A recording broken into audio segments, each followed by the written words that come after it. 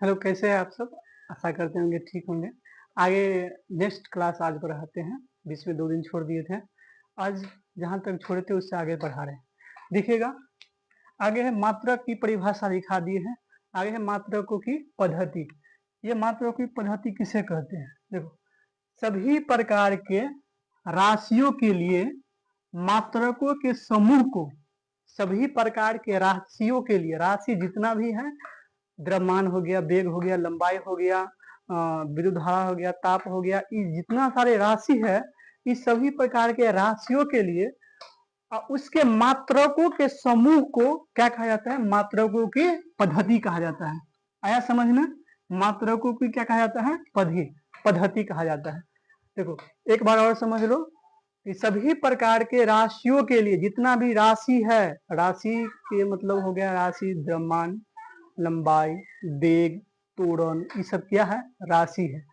और इस राशि का जो मात्रक है, जैसे लंबाई का मात्रक हो गया मीटर, द्रव्यमान का मात्रक हो गया केजी, और चाल चाल का मात्रक हो गया मीटर प्रति सेकेंड, और बल का मात्रक हो गया न्यूटन। तो ये सभी मात्रकों के, ये सभी राशियों के मात्रकों के समूह को क्या कहा जाता है? मात्रकों की पद्धति कहा जाता है। आया समझ में? अब है मात्रकों की पद्धति को 2 भाग में बांटा गया। कितने भाग में? 2। एक का नाम क्या है? आधारी मात्रक, और दूसरा उसी का नाम और भी है, आधारी राशि, आधारी मात्रक, और उसी का एक और नाम है मूल राशि कहा जाता है। क्या कहा जाता है? मूल राशि।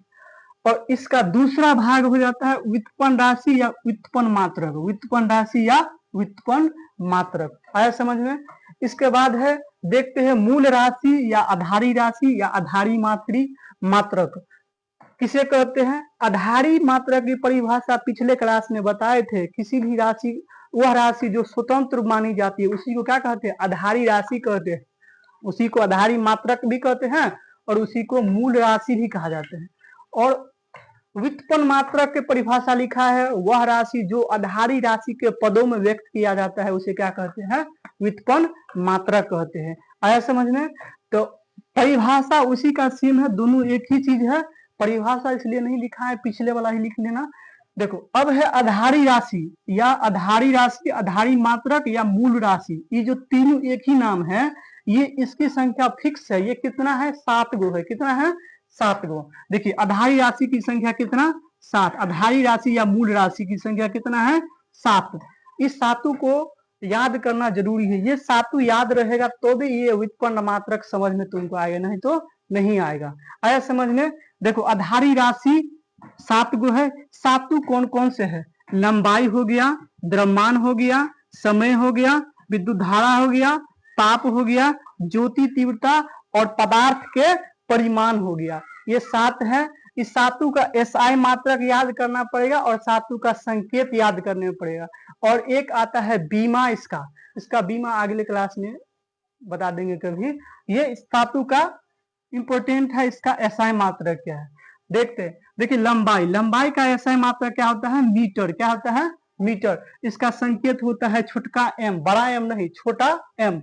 और द्रव्यमान दूसरा नंबर पे है। द्रव्यमान का एसआई मात्रक केजी होता है, और इसको संकेत में के और जी लिखा जाता है। किलोग्राम होता है। द्रव्यमान का एसआई मात्रक किलोग्राम, और संकेत केजी। और तीसरा है समय। तीसरा क्या है? समय का एसआई मात्रक सेकेंड होता है, और सेकेंड को एस से लिखा जाता है। किससे लिखा जाता है? एस से लिखा जाता है। आगे है समय के बाद है ताप या विद्युत धारा। विद्युत धारा पहले समझो। विद्युत धारा का एसआई मात्रक क्या होता है? एम्पियर। ये जितना बल्ब जलता है सब ये विद्युत धारा के चलते जलते है। उसका एसआई मात्रक क्या है? एम्पियर है। इसको बड़ा एस से डिनोट किया जाता है। इसके बाद है ताप। ताप का एसआई मात्रक क्या होता है? केल्विन। ताप का एसआई मात्रक केल्विन। इसको के से डिनोट किया जाता है। और एक और है ज्योति तीव्रता। ज्योति तीव्रता का एसआई मात्रक कैंडेला। इसको संकेत होता है सी डी। छोटका सी और छोटका डी एक के साथ लिखा जाता है। इसके बाद है पदार्थ का परिमाण। पदार्थ का परिमाण का एसआई मात्रक मोल होता है। इसका संकेत भी मोले होता है। आया समझ में? आई होप इतना समझ गया होंगे। इसके बाद चलते हैं व्युत्पन्न मात्रक या व्युत्पन्न राशि के पास। व्युत्पन्न मात्रक या व्युत्पन्न राशि परिभाषा हम लिखा दिए पिछले क्लास में। अब चलते हैं जैसे में इसका व्युत्पन्न मात्रक सब कौन है, व्युत्पन्न राशि कौन सब है। देखो जैसे वेग हो गया, ये वेग जो है व्युत्पन्न राशि है। जैसे मीटर प्रति सेकेंड, वेग का फॉर्मूला होता है मीटर प्रति सेकेंड। यहाँ से आना पड़ेगा आपको, कहाँ से, यहाँ देखिए मीटर प्रति सेकेंड, मीटर यहाँ से आया उठ के, समय का आशा मात्रा क्या होता है लीटर, मीटर चला गया यहाँ, बट्टा में क्या आ गया सेकेंड। तो देखो व्युत्पन्न राशि परिभाषा में बताए थे, व्युत्पन्न राशि किसे कहते हैं, जो आधारी राशि के पदों में व्यक्त किया जाता है, या आधारी राशि पर आधारी राशि के मेल से जो बनता है उसी को व्युत्पन्न राशि कहा जाता है। देखो जैसे त्वरण, दूसरा है त्वरण। त्वरण क्या है, त्वरण का फॉर्मूला होता है वेग बट्टा समय। तो वेग का ऐसा मात्रक मीटर प्रति सेकेंड बट्टा समय, तो वेग का ऐसा मात्रक होता है मीटर प्रति सेकेंड स्क्वायर। आया समझ में। इसके बाद चाल बराबर दूरी बट्टा समय, पता होगा सबको, चाल बराबर दूरी बट्टा समय। और बल बराबर होता है द्रव्यमान गुने त्वरण। ये पिछले क्लास में बल का परिभाषा जो है गलत लिखा गया था, तो ये बल बराबर होता है द्रव्यमान गुने त्वरण, यहाँ वेग लिखा गया था, ठीक है, इसको सही कर लेना, यहाँ सही है। बल बराबर होता है द्रव्यमान गुने त्वरण। द्रव्यमान को केजी में नापते, देखो केजी कहाँ से आया है, वही आधारी राशि से आया उठ के, केजी यहाँ से आया उठ के। और त्वरण, त्वरण को क्या बोलते हैं, मीटर प्रति सेकेंड है, त्वरण यहाँ से मीटर प्रति सेकेंड, तो इसका बल बराबर होता है केजी मीटर प्रति सेकेंड स्क्वायर। और ये बराबर हो जाता है 1 न्यूटन के, कितने के बराबर, 1 न्यूटन के बराबर हो जाता है। तो आई होप आप लोग इतना समझ गए होंगे, और आगे के वीडियो को अगली क्लास में मिलेंगे, तब तक के लिए बने मतलब देखिए वीडियो, और कैसा लगा कमेंट में जरूर अपना राय दीजिएगा। धन्यवाद, जय हिंद।